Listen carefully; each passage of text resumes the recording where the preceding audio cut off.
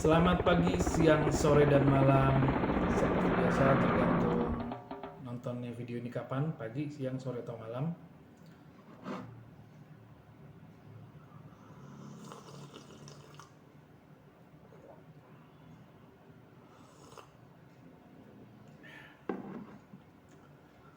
Gue mau ngelanjutin ngomongan di video terakhir kemarin, yang mungkin nanti ada di deskripsi, berkaitan dengan revolusi digital, terutama sebenarnya lebih spesifik ke sosial media. Kemarin itu kan gue sempat ngomongin tentang televisi apakah mati akibat perkembangan dunia digital yang spesifik ke sosial media tadi. Terus ada kawan, ada teman yang bilang dampaknya juga ke media yang lain tuh katanya. Coba dibahas, waduh berat ini. Ada juga yang bilang udah dari lama kali televisi itu udah mati. Apalagi gue di video sebelumnya gue ngomong 2 tahun udah nggak pernah nonton di pesawat televisi. Penekanannya di pesawat televisi karena TV-nya rusak. Kalau gue pertama akan coba ngebahas atau ngomongin nih ya, yang ringan-ringan, dia nggak terlalu dalam sih sebetulnya, tapi realita yang ada aja gitu ya di sebetulnya. Banyak yang bilang televisi udah mati dari lama, ada bener ada nggak benernya kalau menurut gue. Cuman dipicu dengan pandemi atau dampak pandemi, kayaknya malah sempat bangkit kembali kali ya. Ada sinetron yang booming, gue nggak mau sebut judulnya karena gue juga nggak nonton, paling nontonnya di potongan-potongan di konten distributor konten kayak di TikTok atau yang lain gitu kan, booming gitu loh. Terus juga TV ternyata juga melakukan siarannya juga ditayangin di seperti YouTube yang gue bilang kemarin. Jadi sebenarnya nggak sepenuhnya mati, tapi mereka mencoba bertahan atau justru memanfaatkan peluang yang kayak gue sebutin di video sebelumnya.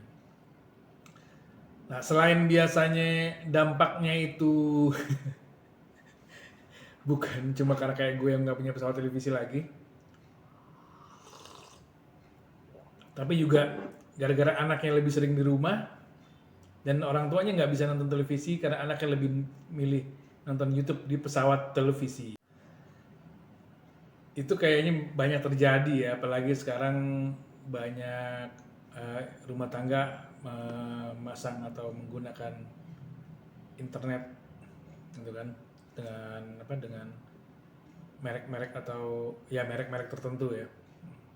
Karena gue nggak di endorse jadi gue nggak mau nyebutin, walaupun gue juga menggunakan itu sebetulnya. Itu fenomena yang nggak bisa dibantah, Bang. Makanya mungkin orang tua banyak yang berharap cepet anak-anaknya bisa masuk sekolah tatap muka, bukan sekedar karena kerepotan ngajarin anaknya di rumah, yang seharusnya emang anak yang belajar bukan orang tuanya, tapi juga karena nggak bisa nonton sinetron atau nggak bisa nonton tayangan-tayangan televisi yang lain gitu. Gue sedikit nggak percaya sebetulnya kalau dibilang televisi telah mati, karena siaran-siaran televisi tetap berproduksi, melakukan siaran-siarannya. Ya nggak mungkin juga mereka melakukan siaran kalau nggak ada yang nonton, seperti itu. Dan gue pikir juga Indonesia ini luas dari Sabang sampai Merauke. Bukan hanya di Jawa, bukan hanya di Jabotabek, tapi juga di daerah yang mungkin masih belum terjangkau oleh jaringan internet misalnya. Itu hanya bisa dilakukan oleh siaran-siaran televisi yang mempunyai pemancaran jauh lebih kuat. Nah, ini gue coba ngomongin apa ya, beberapa teman mungkin yang terlibat di dalam siaran televisi. Mungkin pakar-pakar juga, pakar-pakar komunikasi, broadcasting, bukan hanya membahas tentang teknik membuat audio visual, tapi juga memikirkan dampaknya dengan perkembangan teknologi ini gitu loh. Misalnya ternyata ini yang mungkin agak mengganggu, tapi sebenarnya mengganggu ya karena dilakonin ternyata oleh perusahaan yang melakukan siaran televisi. Kalau dulu kalau misalnya mereka siaran, ya iklan masuk, ya langsung bayar di si perusahaan televisi tersebut gitu kan. Kalau sekarang, kalau misalnya mereka melakukan siaran siaran di kanal semacam YouTube atau yang lain, bagaimana dengan pemasang iklan? Gue sendiri belum paham tuh mekanismenya seperti apa sebetulnya. Apakah dari misalnya YouTube melakukan pembayaran atau justru YouTube-nya berbagi sharing tentang biaya iklan atau seperti apa? Yang jelas ini akan, oh ya satu lagi, kalau misalnya ternyata di siaran biasanya bukan di YouTube itu mereka ada iklan, terus juga di YouTube ada bagaimana sistem iklannya, hitung-hitungannya, atau kasih televisi murni 100%, kayaknya sekali lagi gue juga harus belajar lebih seksama tuh tentang itu ya. Tapi yang jelas mungkin akan berkurang pendapatan TV.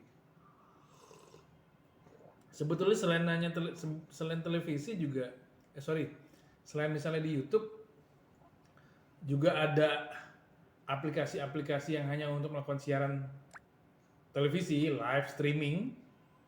Nah itu juga tuh kan, mereka melakukan iklan, apakah si perusahaan televisi mendapatkan sharingnya, atau juga kebalikannya, kalau ternyata pesawat televisi ada iklan, itu si aplikasi tersebut dapat bagian apa enggak ya? Kelihatannya menarik sebetulnya, atau mungkin buat sebagian orang nggak penting. Hal itu yang penting gue bisa nonton, tapi buat gue ini kelihatannya memang cukup menarik. Apakah ini berdampak atau tidak, lalu efeknya adalah berkaitan dengan produktivitas siaran televisi. Nah, ada juga yang ngomong, matinya bukan hanya televisi, media-media lain yang mati.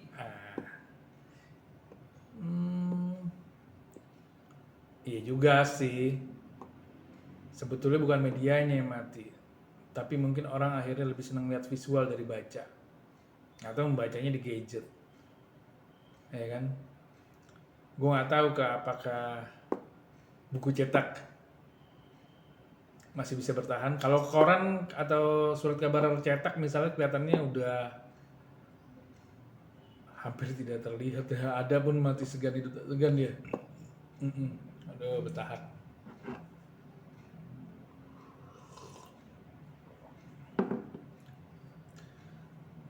Tapi media-media tersebut juga ternyata yang dibilang mati media cetaknya, tapi mereka juga akhirnya memodifikasi ya tampilannya secara online. Bahkan ada yang khusus spesifik medianya online tersendiri, atau media cetaknya itu ditampilkan secara digital. Ya, perkembangan teknologi ini kadang-kadang begitu cepat ya, kita baru ngelangkah 1, dia udah ngelangkah 3 gitu kan. Baru punya handphone yang tipe ini, perkembangannya ya ada lagi. Ya itu sih terserah kita lah ya, terserah lo semua mau ngikutin apa enggak, mau update apa enggak. Tapi ini bahwa ternyata ada fakta yang terjadi di lapangan, di dunia nyata, bahwa ini tak bisa dihindari lagi. Bahkan pandemi ini gue lihat mempercepat proses digitalisasi. Apa yang mungkin dulu zaman gue kecil itu cuma bisa dilihat di film-film Hollywood. Oke, dari gue terima kasih, itu aja dulu. Semoga, oh iya nih jangan lupa dong ya, like, subscribe,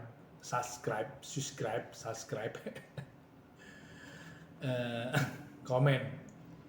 Atau mungkin bisa ada yang tolong ngasih informasi tambahan juga di komen berkaitan dengan apa yang gue sampaikan, biar juga gue nambah pengetahuan.